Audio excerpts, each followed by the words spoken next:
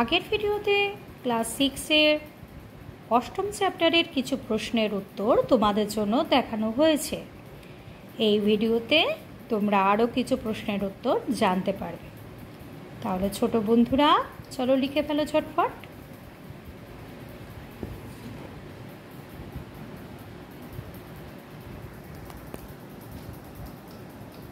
বিদ্যারম্ভ কি? এই সময় কি পড়ানো হতো?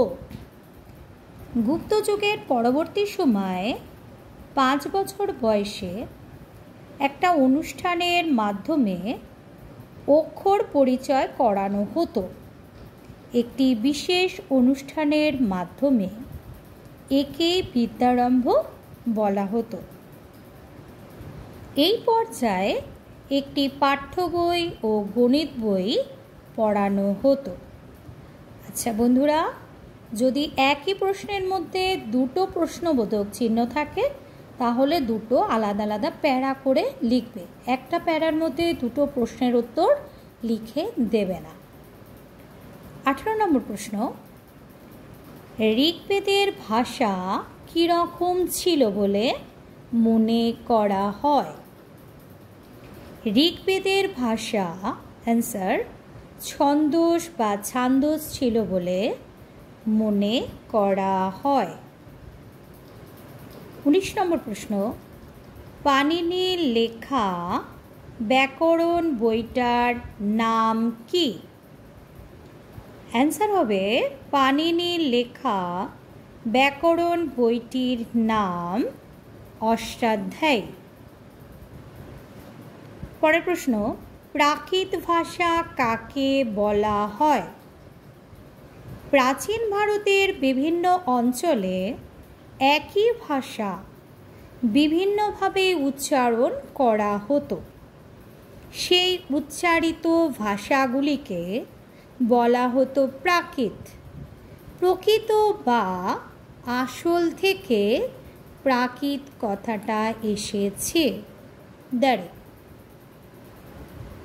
পালি ভাষা কিভাবে তৈরি হলো? ঋগ্বেদের ভাষা ছিল ছন্দস বা ছান্দস, আর এই ভাষা ধীরে ধীরে ভেঙে গিয়ে তৈরি হয়েছিল পালি ভাষা। ওকে, পরের প্রশ্ন, জৈন ও বৌদ্ধ ধর্ম কোন কোন ভাষায় লেখা হয়েছিল?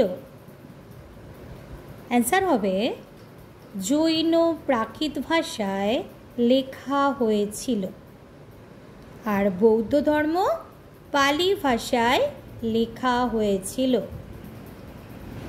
23 নম্বর প্রশ্ন, কৌটিল্য অর্থশাস্ত্র বইটি মূলত কী নিয়ে লেখা হয়েছিল? অর্থশাস্ত্র মূলত রাজনীতির নানা দিক নিয়ে লেখা হয়েছিল। 24 নম্বর প্রশ্ন, বাংলায় অনেকগুলি বৌদ্ধ বিহার ছিল, তা কোথা থেকে আমরা জানতে পারি? অ্যান্সার হবে ফাসিয়ান ও সুয়াংজাং এর লেখা থেকে আমরা জানতে পারি যে বাংলায় অনেকগুলি বৌদ্ধ বিহার আছে। পরের প্রশ্ন, প্রাচীন ভারতীয় উপমহাদেশে কত ধরনের লিপির চল ছিল এবং সেগুলি কি কি? প্রাচীন ভারতীয় উপমহাদেশে 2 ধরনের লিপির চল ছিল, যথা খরষ্ঠী, 2 ব্রাহ্মী। খরষ্ঠী লিপির বৈশিষ্ট্য কি? খরষ্ঠী লিপি ডান দিক থেকে বাম দিকে লেখা হতো। পরের প্রশ্ন, ব্রাহ্মী লিপি, এটা টিকা দিয়ে থাকে। লিখে ফেলো, প্রাচীন ভারতীয় উপমহাদেশে যখন থেকে ভাষা লিখিত রূপ পেল তখন থেকে দু ধরনের লিপির চল হলো, যথা খরষ্টি ও ব্রাহ্মী। ব্রাহ্মী ভাষার বৈশিষ্ট্য এইভাবে লিখবে পয়েন্ট করে করে। এটি মূলত বাঁ দিক থেকে ডান দিকে লেখা হতো। 2 নম্বর পয়েন্টে, উত্তর ভারতে এই লিপির থেকে দেবনাগরী লিপি তৈরি হলো। 3 নম্বর পয়েন্ট, ধর্মীয় কাজে বা দেবতার কাজে ব্রাহ্মণরা মূলত এই লিপিটাকেই ব্যবহার করতেন।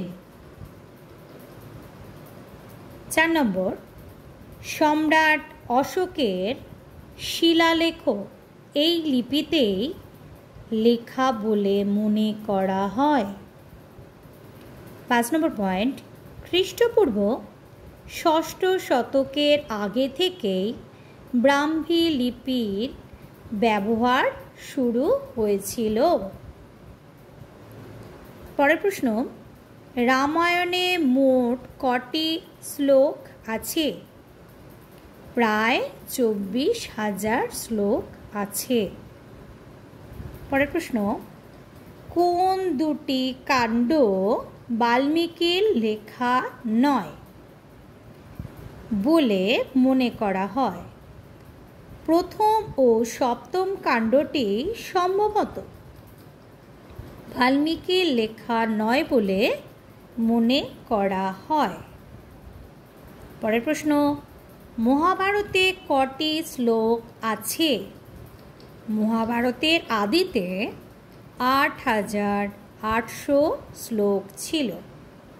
বাকি প্রশ্ন পরের ভিডিওতে দেখতে পাবে।